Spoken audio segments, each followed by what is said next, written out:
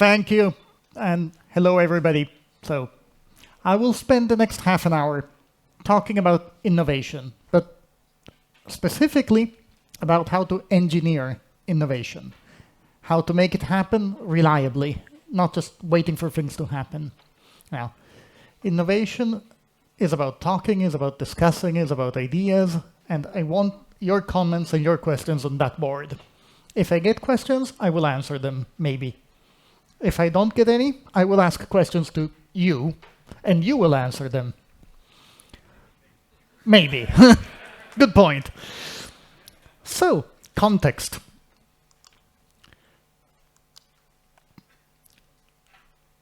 Number one, technology is cheap. It's becoming cheaper. This is not Moore's law. This diagram is cost of computational computing, computational power for $1,000. And never mind if you agree on the dates, you can move them left or right, but the message here is that computational power, and to a lesser extent storage and connectivity, is so cheap now that it's going wasted. The message is that we can do pretty much what we want if we know what we want to do. That is the key message. We're moving from a computationally scarce mindset and, oh, what if I could have the computing power to do something, to a situation in which we can have all the computational power we need for almost anything, but we don't actually know what to do with it. Think about that for a second, what it means. It's a big change in, oh, we cannot do it because to, oh, what could we do? Because now we can. Second context, and you saw a version of this slide by Mark earlier this morning. The message here is not which technologies are faster. The message is that technology adoption is becoming much faster. It used to take 30 years for something to be adopted. Now it's taking 5, 10, or 5 years. And things are becoming faster, faster, faster. Again, change is happening. And change is happening very fast. Is that the only thing that's happening? Oh no, technology is just a piece of the puzzle. It's how we work, how businesses work, how the society works. That is also changing. And just a few trends that I have on this slide. First of all is again going from scarcity to abundance. And in this case, it's not computational power, but it's data and information. Related to the technology growth and computational growth is the fact that now we have access to an enormous amount of data. Actually, too much data. The big data movement and concepts have created enormous data lakes, data storage, logs of pretty much everything, except that we don't have a lot more information out of that data. So we're collecting bits and bytes. We're not really collecting much insights out of it yet. And again, it's not anymore a limiting factor how much data we have. The limiting factor is what to do with the data. Another food for thought. Another big change is that we don't work collectively as an industry and as a world in a hierarchical way anymore. Not really. It's matrix, it's dynamically aggregating teams, teams of different people, different backgrounds, different skills, different locations, different cultures. So we need to work differently, and people expect to work differently today. Another key change in the trends in the market is companies used to compete to win. Now competition in the bigger market is not enough. You need to collaborate. Ecosystems, partnerships, all sorts of types of collaborations are completely essential, and I'll have some examples to tell you what I'm talking about. And then we're moving from individual productivity to collective productivity, collective wins, which is related to the two previous trends. And another big one, which I'm a very big fan of, is that we and very big plural we, the industry, the world, were used to plan multiple years away. Yeah, 5-year plan, 10-year plan, 20-year plan. Okay, people still do 5 and 10-year plans. Wake up call, it's almost a useless process because the world, the technology, the people change faster than your plan. So either you make living plans, and we'll talk about how to do that, or your 5-year plans and 10-year plans are a complete waste of time. So, what is really happening because all of those changes? Well, we're starting to get disruption, and I mean seriously big disruption. Let's start on the left-hand side of the slide. I have some examples of disruptive services and products. Think Uber. If you're a taxi driver, big disruption. Amazon, a few years before, if you're a book company, and now pretty much any bricks and mortar shop, big disruption. Netflix, television companies, DVD rental companies. Now, but that is the past. Those have innovated, created new business models, made a ridiculous amount of money out of it. Remember what I was saying, that now technology and storage is not scarce anymore? It's abundant. It's just about what to do with it. And even some ideas are already there. It's just a matter for somebody to realize them. And let's combine things. So if I take Uber and self-driving cars, what do I get? Oh, wait a moment. Why do I actually need a driver? For Uber, no, you don't. The Uber is obviously investing in self-driving cars. That will come. We all know it's coming. So you'll call your self-driven car to take you somewhere. And hold on a minute, next step in that thought process. If actually you can have transportation as a service without a driver attached to it, and by the way, you have self-driving cars which are probably electric and can go charge themselves overnight, why do I have to own a car that I drive for 1 or 2 hours a day and maybe go on vacation and then drive 8 hours for 3 days a year? Why don't I get a car as a service subscription where I can call on my phone, cars show up in front of my door when I need it, take me somewhere and somewhere back?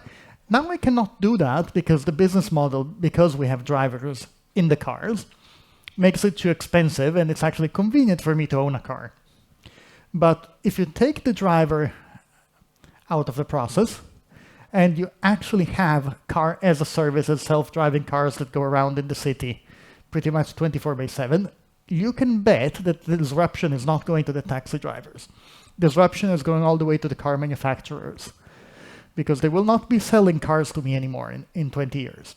Or maybe if I want a niche, super sporty, cool thing that I cannot get a service, but on average, that industry is completely going to disrupt it. And that's what I'm talking about by predictable disruption.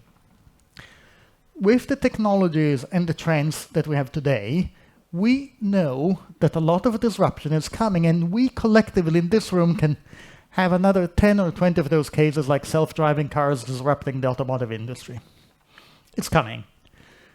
The problem is, how can we make it come? Going from the big idea to actually implementing and making it real and honestly succeeding in a new business. And even more interesting for all the existing businesses, what is going to happen? And what can we do for them? Because you know what? Disruption is now mainstream. So everything is changing, and it's changing for your clients, for your way of working, for your jobs, for our future jobs, which will be different from the jobs of our clients and companies, which will be different in 5 years from now, and maybe even in 2 years from now. So this is happening, and if you are a CEO or a C-level executive of a company, this piece of data will scare you shitless. 50% of the Standard & Poor's 500 companies will be replaced in the index in the next 10 years. That's half of them. Half of the 500 biggest traded companies in the world will not be in there in just 10 years. And this is not just a guess. Look at the trend. The average life expectancy on S&P 500 in 1935 was 90 years, almost a century. In 2011, it was already 18 years. It keeps going down. Why? Because the industries are changing and they're changing faster. And the leaders are not adapting. They're not adapting fast enough. Sure, most of them survive in some way or another, but GE is not the big thing it used to be. IBM is not the big thing it used to be. It's doing something different, it adapted, it's surviving, but now in the really big companies are Google, Amazon, Facebook, but that's today. Look at this thing and you will see that in 5 or 10 years there will be new ones. We just don't know which ones. So this is a really scary slide for CEOs to tell them, innovate or you have a problem, or somebody will take your job. Okay, interesting. So we don't want to be disrupted, so the only way to survive disruption is to be the disruptors ourselves. And that applies to us as individuals, us as organizations, and applies to our clients also. Dear client, if you think you can just optimize and refine your business model, your products, your go-to-market, your services, wake up, it's not happening anymore. That will survive 2 or 3 years. Somebody will disrupt your business model, so do it yourself. Otherwise, you have a problem, a big problem. Okay, all interesting, but how do we actually go about doing it? And that is a seriously big question. How do we actually innovate and disrupt in an industrialized, repeatable, manageable way? So, different ways of working, different ways of thinking. It's a culture shift, even more than a technology shift. Have to work differently. So, 3 important things to keep in mind. 1, people. Human-centered, customer-centric, employee-centric. Pretty much any product or service that you can come up with or change will be consumed by individuals. Even in a business-to-business scenario, ultimately there are customers, there are users, there are buyers, there are employees. There are human beings who need to want to buy or pay for that product or service. Don't innovate thinking how can I improve my product. Think about how can users profit or benefit from my solution and be happy and desire it and want it and improve it. So focus on users research, customer research, tests. Keep in mind that you should not ask only what you want to your buyers, because the very famous Henry Ford quote that says, if I had asked people what they wanted for transportation, they wouldn't have told me a car, they would have told me a faster horse. So it's not enough to listen to what they're complaining about. You need to figure out what they might need and might want. But user-focused, people-focused, human-centered is essential today. Of course, you have to keep in mind business needs and technology needs. But that has been going on for 30 years. Everybody's talking about business and IT alignment. IT is not something different from business anymore. IT is business, etc., etc. I could talk about all of that for another hour, and I will not. I do want to focus about the importance of the green bubble up there. And that, again, is a big mindset change. More specifically, we're going from a world in which companies were business-centric and technology-centric next. They have to become people and experience-centric. Otherwise, somebody will take their job. Classic example, Google versus Yahoo for a search engine. Google won the market share because of the user experience, not because it was actually doing a better job at searching stuff. It's just more elegant, cleaner, and people liked it more. Moving from waterfall to iterative and agile, that's a given, and I will talk about agility and business agility and what it means in a while. I already spoke about individual versus single worker, so I'll not go there. The next challenge I have for you, for us, for the industry is we used to have piles of requirements and documents thrown at us. Dear IT people, build this thing that complies to all of these requirements. Come back in 2 years and have a solution that complies to whatever people wrote there.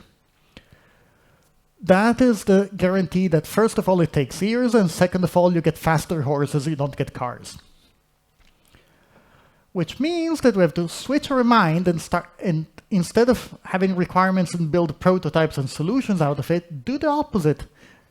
Experiment, build mock-ups, simulations, fast prototypes, test them with users, and use that to drive your requirements. Mindset around, experiment. Get users involved, get the reaction, and then build something. And then there are 2 other strong recommendations for these new ways of working, and one is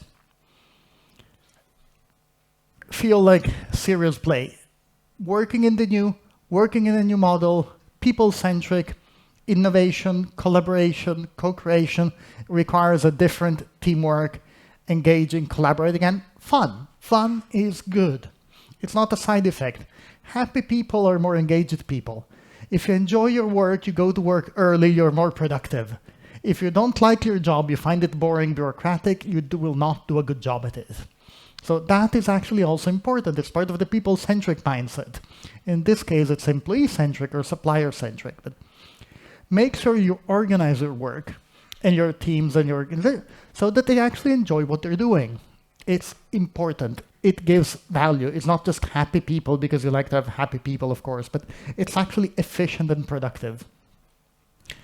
Last but not least, recipe for success and innovation is accept that failure happens. Things fail. That is okay. I'll repeat that. Failure is okay. If you want to innovate, by definition, you have to try new things. If you're trying something, the key word is try. And yes, don't waste money, fail fast, understand what's going on, but accept that experiments are not always successful.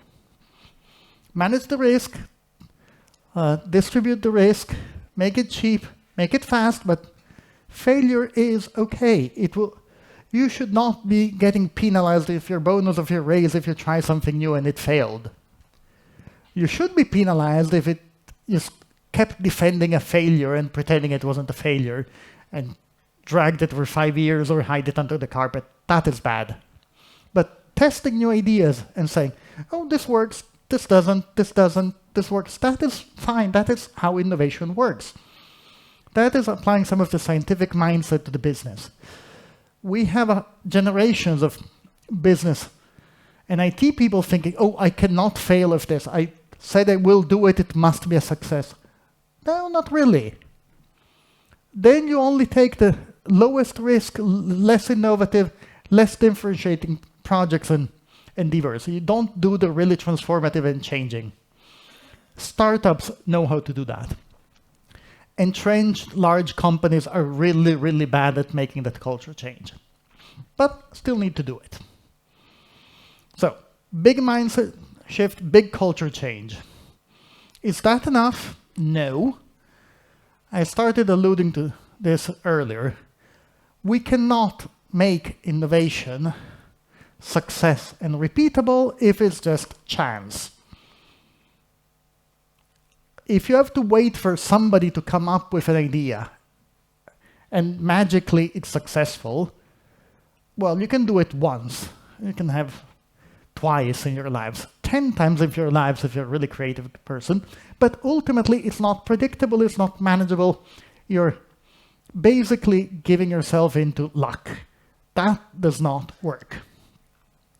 So we need to establish that culture, that mindset. We need processes, we need tools, we need management, we need political buy-in, we need drive to make innovation a repeatable, engineered process. How do I foster, engineer, and make innovation happen repeatedly? Because if I don't do that, you're giving yourself to chance, and chance doesn't deliver results. So, one of the big building blocks of this innovation and engineering culture, as I call it, is agility. Now, agility is one of the most misunderstood contexts and topics in the IT industry. And the whole problem is that IT industry, part of the sentence. Now, here's an example. Let's start with agile software engineering. And I'm specifically talking about agile software engineering. How do I develop software and potentially products in an agile way? Effectively. I'm saying effectively because for it to really work, I need business and users, people involved in coming up with ideas and user stories.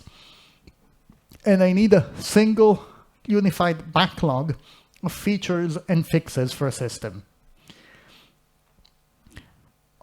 Then I need a product owner, business product owner, that takes decisions. It's not a bureaucratic job, takes actually decisions and accountability for the evolution of the software of the system, and decide which of those features, those stories, those capabilities, those fixes have to implement it and when. Then you put it in the factory, things happen, code is built, user tested, automatically deployed. In here, there are at least 3 big culture changes that a lot of IT companies and non-IT companies have not actually really understood. First of all, agility works if business is involved. If they still think that throwing 500 pages of requirements to an IT organization, oh, dear CIO, these are my requirements, build the system that I already know what it's doing in a so-called agile fashion and come back to me when it's built, that is not agile. You're just, okay, using 3-week or 2-week release cycles instead of 6 months release cycle, which it's actually a good thing to do anyway, but it's not agile. Agility comes when you make choices, active choices on what has to be done. That means business involvement. The other big mindset change is that there is no difference between application development and maintenance. Fixes are part of the development. It's the same team. It's not the developers over here and the maintenance people over there, and we throw code every few weeks over there, and they poor guys try to understand what they're doing, and they spend 90% of the time being bored and 10% of the time being frantic to fix something. It's the same team that builds and develops it. This is the positive sense of the DevOps mindset. Forget all the tooling and automation, you want that. But those are details. The mindset is that development and operation teams are actually the same team if you really want agility and you want things to happen. That is a big reorg coming for a lot of our clients, and completely honestly for a lot of IT consulting companies too. So keep that in mind. This is agile software engineering. Even that requires a culture shift. IT and business together, business making choices, actually acting as product owners and taking active decisions on the spot, not in 5 months, not after creating 500 pages of requirements. And development maintenance go in hand to hand. It's the same people that own the code and make it work. Is that enough to give you business agility and actually agile innovation? No, not really. There are some pieces missing of the puzzle. And to talk about the missing pieces of the puzzle, I need to give you a bit of history of the agile movement. Depends how you measure it. Agile concepts have been around for 20 years, at least. I'm saying at least because I personally remember starting the extreme programming community of practice in Accenture before Accenture was called Accenture 20 years ago. I had this XPCOP and the Extreme Cafe newsletter that I was writing in 1999. That was still very niche concept. Nobody really understood it, but then again, it's coming. We've spent collectively as an industry about 10 years focusing on the Agile Manifesto on how do I write software in an agile way. But it took quite a bit of time to make that scale and to actually understand that the real innovation and real agility does not come from the technology alone, is making the whole enterprise agile. That's what we call business agility. It's not how do I make this specific piece of software faster time to market, more flexible. It's about how do I make the business more flexible. How do I create new products? How do I create new services, enter new markets, operate differently? 50% of all of that has actually very little to do with technology. Is applying the mindset of agile software engineering to how I run the business. That is the challenge of today, enterprise business agility. And that, again, it's a culture shift. For most large companies, they are scared of that agility because it's disruptive internally. And you have to disrupt internally the ways of working before you can disrupt the market. Yeah, keep that in mind. Big change. It's not just software engineering that needs to be agile. It's the business that has to be agile as a whole. And not just as a product owner for IT. I'm really talking about business model, operating models, product lifecycle management, markets, organization, everything. The whole business has to be agile. And yes, there are tools and processes that help you model that and talk about that. This concept that you're seeing here, discover, describe, co-create, scale, and sustain, is a model that we use in Accenture. We call it FORM. And the idea is that you have 5 different mind states. And they're not phases, they're mind states. And typically, you start with discover, which means look around, research, insight, talk to users, talk to potential customers, look at what your competitors are doing, look at what other industries are doing, and really expand your mindset. Look around, learn. Start writing some blueprints, ideas, define North Star, define directional ways you want to go to, define your vision. That's describe. Co-create is really about let's go and try things out. Now, can it be a full minimum viable product of a piece of software? Probably not. Start with something simpler than a MVP. Start with a simulation. Start with a mock-up. Start with drawings on a whiteboard and get some users, get some customers in front of it and say, would you like this process? Would you like this product? Simulate it. Put a human being behind a cool screen to simulate how it works. But the whole point is get user and customer feedback extremely fast and test it out and see if they like it. If they don't like it, fail fast, that's okay. Try something else. That's all the co-create. And this is not a supplier-customer type of relationship. This is working together. The part of co-create is essential. It's about having users, it's about having business, it's about having IT, consultants, people from different backgrounds working together with those experiments and try out those ideas, build those prototypes, those mock-ups, put them in front of users, get feedback and change again. Now, when you do have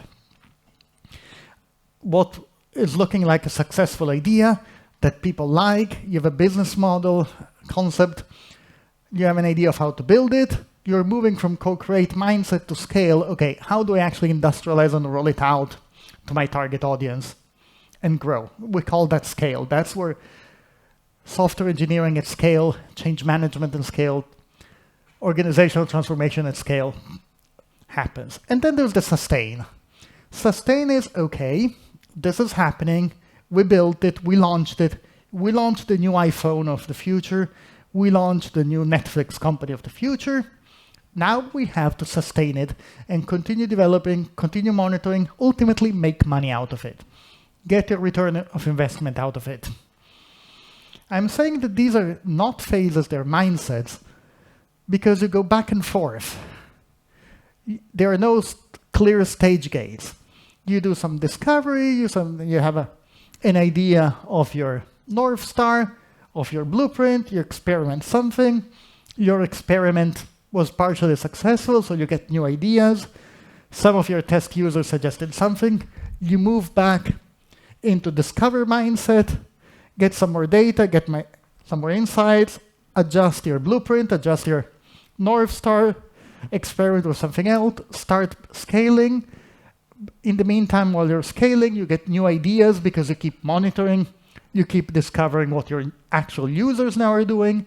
So you update your vision, experiment again on the co-create, and go back and forth in mindset.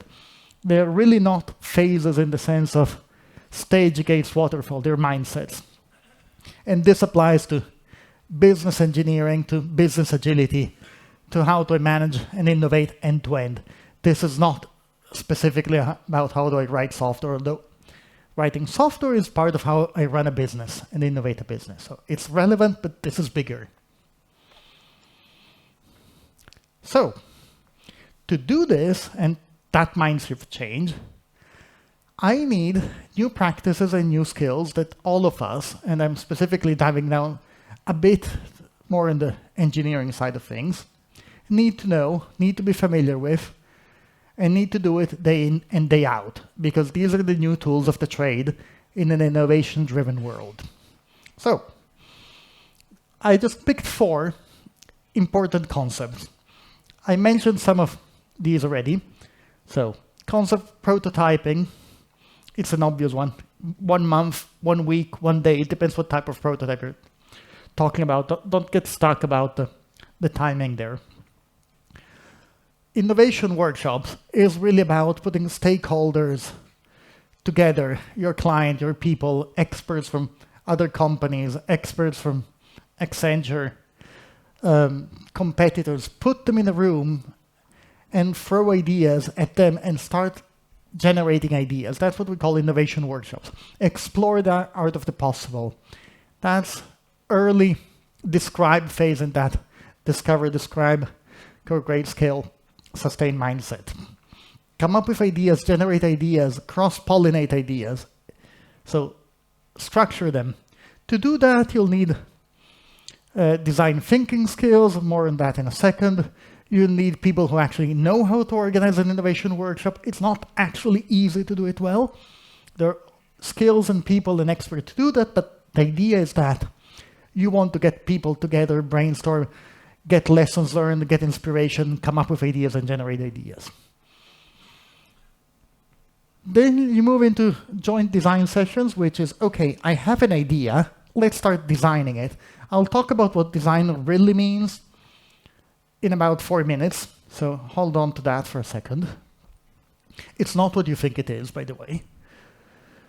Rapid prototyping, as I said, any type of simulation, experiment, etc., until you get to your minimum viable product, or if you really want to do things right, you don't want a minimum viable product. You want a minimum lovable product, MLP.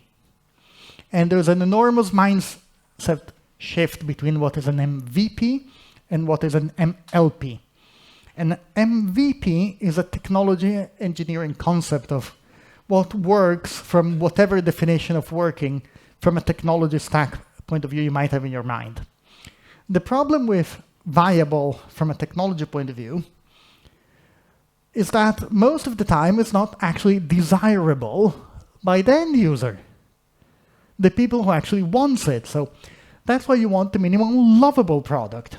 And it might be half broken from a technology point of view, hopefully not completely broken, but it has to be liked. People need to want it, want more of it, enjoy it, spread it, buy it ultimately. That's the difference between lovable and viable.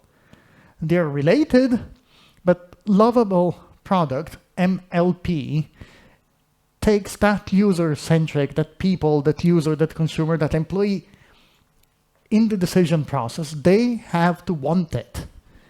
If it's not something that your user wants or likes or enjoys, it will fail, even if it's technically viable. So that's mindset to keep in mind. And of course, you have to measure that. You need skills. you need to know how to do these things.